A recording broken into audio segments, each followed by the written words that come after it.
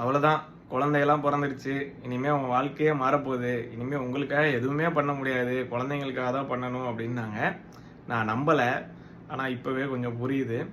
இதுக்கு முன்னாடிலாம் எனக்கு பிடிச்ச ட்ரெஸ்ஸை போட்டுட்டு எனக்கு பிடிச்ச நேரத்தில் எவ்வளோ டெம்பரேச்சர் வேணுமோ ஏசியை போட்டுட்டு நல்லா தூங்கிட்டு இருந்தேன்.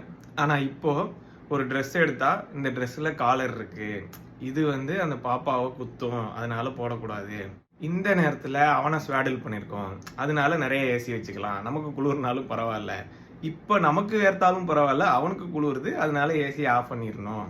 நினச்ச நேரத்துக்கு தூங்குறதுன்றதே நினச்சி பார்க்கக்கூடாது அப்படின்ற மாதிரிலாம் இப்போ ஆயிடுச்சு. யாராவது ஆறுதலாக இந்த ஸ்டேஜ் தான் கஷ்டமாக இருக்கும், இதுக்கப்புறம்லாம் ஈஸியாகிடும் அப்படின்னு எதையாவது ஒரு ஸ்டேஜை சொல்லுவாங்கன்னு பார்க்குறேன். நிறைய பேர் பேபிஸை வச்சு நிறைய கண்டென்ட்ஸ் போடாதீங்க அப்படின்றாங்க. நான் பேபிஸை வச்சு கண்டென்ட் போடல, பேபி கண்டென்ட் போடுறேன். அதுக்கு எல்லா டைமும் நான் பேபி தான் வச்சுருப்பேன்னு அவசியம் இல்லை. சம்டைம்ஸ் இப்படி எம்டியாக கூட வச்சு ஆட்டிகிட்டு இருப்பேன். ஸோ